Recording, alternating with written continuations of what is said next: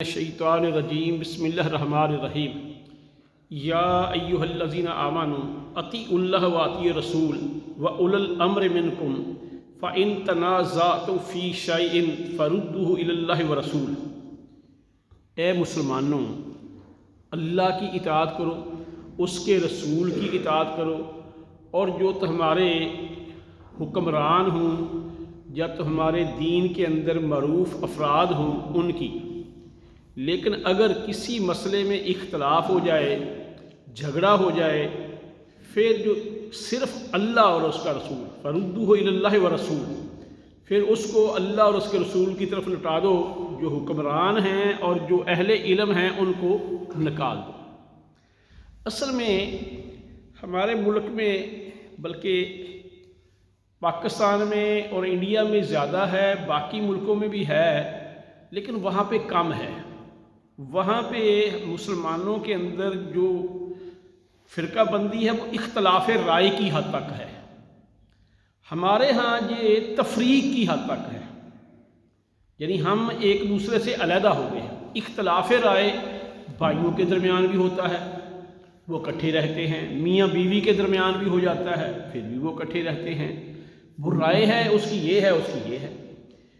تو اسی طریقے سے دین کے اندر بھی اختلاف رائے ممکن ہے، لیکن تفریق جو ہے نا، ولا تفرقوا، اللہ تعالیٰ نے یہ کہیں نہیں کہا لا تختلفوا کہ اختلاف نہ کرو، کہا کیا گیا ہے کہ تفریق نہ کرو۔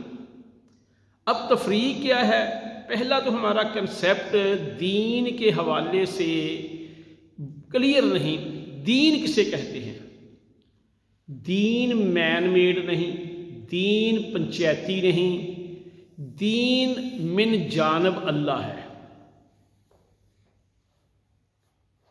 جیسا کہ اللہ تعالیٰ اپنے نبی حضرت محمد صلی اللہ علیہ وسلم کو کہتے ہیں سورہ احزاب کے اندر، یا ایھا النبی اتق اللہ، کہ اے نبی اللہ سے ڈر، ولا تطع الکافرین والمنافقین، کافروں اور منافقوں کی بات نہیں ماننی، واتبع، تو پیروی کر، کس چیز کی؟ ما یوحی الیک من ربک، یعنی محمد صلی اللہ علیہ وسلم کو بھی کس کا باؤنڈ کیا گیا؟ وحی الہی پہ عمل کرنے کا۔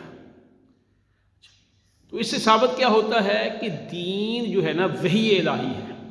آگے کئی دفعہ ہم استنباط کرتے ہیں، ہم استدلال کرتے ہیں، جو باتیں قرآن و حدیث کے اندر بالکل ریڈی میڈ نہیں ہوتی ان کو ہم اخذ کرنے کے لیے محنت کرتے ہیں۔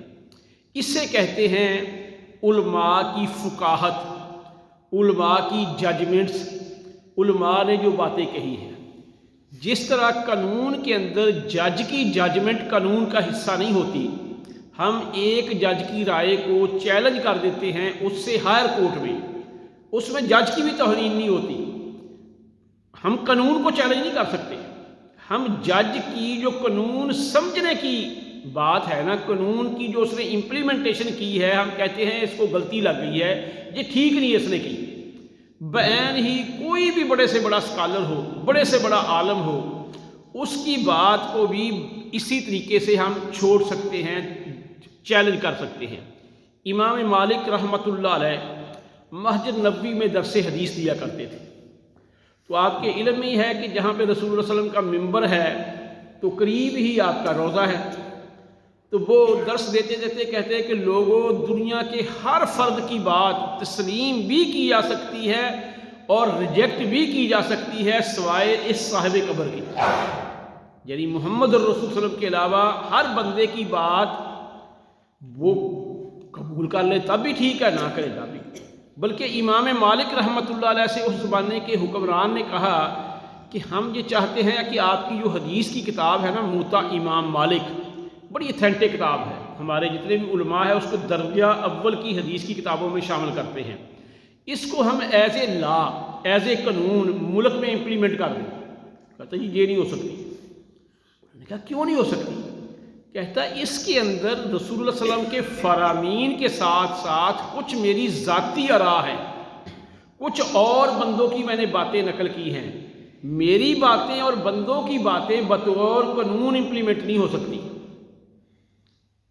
اس لیے یہ بات کیا بات لمبی ہو رہی ہے کہ ہمارے ہاں یہ سمجھنے کے لیے نہیں۔ اب رہی بات کہ ہمارے ہاں یہ تصور جو ہے آئمہ کرام کا، امام جیسے ہمارے ہاں نا کسی چیز کا کوئی اسپیشلسٹ ہوتا ہے، یعنی طب کے اندر بندہ کو ماہر ہے، کوئی قانون کے اندر بہت ماہر ہے، کوئی لٹریچر کے اندر بہت ماہر ہے، ایسے ہی دین کے اندر کچھ لوگوں نے بہت محنتیں کی ہیں، اور دین کے بھی کچھ ایریاز میں، یعنی کچھ گرامر کے امام تھے، کچھ حدیث کے امام تھے، کچھ نے فقہ کے اندر استنباط استدلال کیا اس کے امام تھے۔ یہ لوگ تھے، یہ ایسے ہی تھے جیسے ہمارے جج ہیں، انہوں نے وہاں سے چیزیں اخذ کی، جہاں تک تو انہوں نے قرآن و حدیث کی بات نقل کی ہے وہ تو ایک حجت ہے، وہ ایک دلیل ہے، اس کو ہم پہ ماننا لازم ہے۔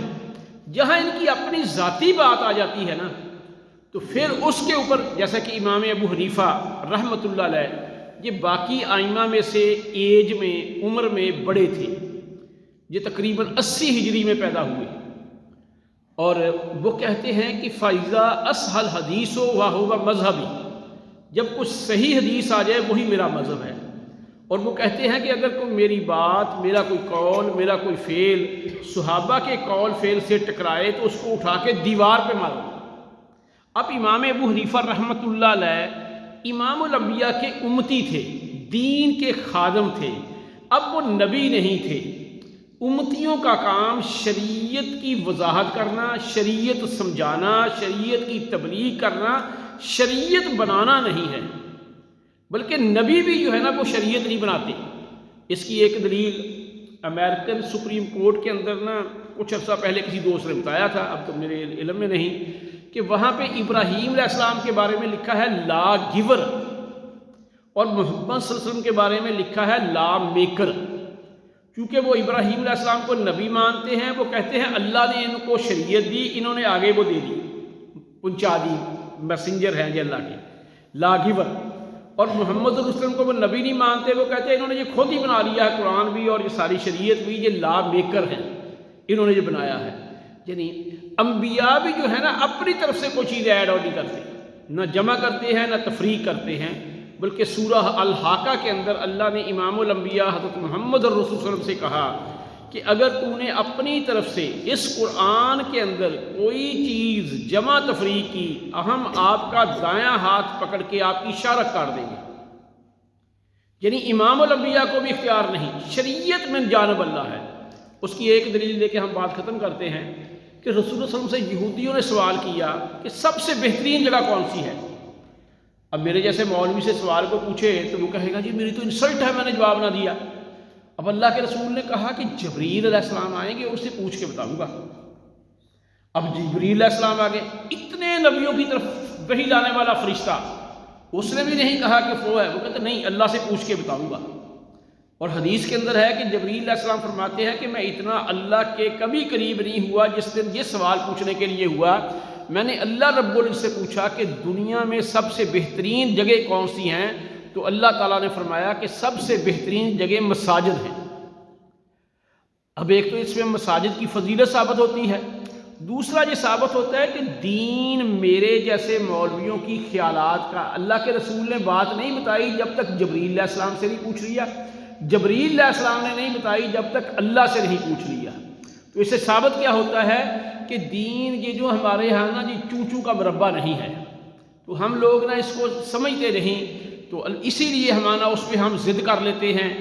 اچھا جیسے یہ ہمارے ہاں یہ ایسے ہی ہے کہ جیسے ہمارے ہاں نا جی خاندان ہوتے ہیں دیہاتوں میں، جی فلاں مثال کے طور پہ ہم گاؤں میں نا ہمیں گجر پوریے کہتے ہیں، کیونکہ ہمارا گاؤں جو انڈیا میں تھا نا وہ گجر پور تھا۔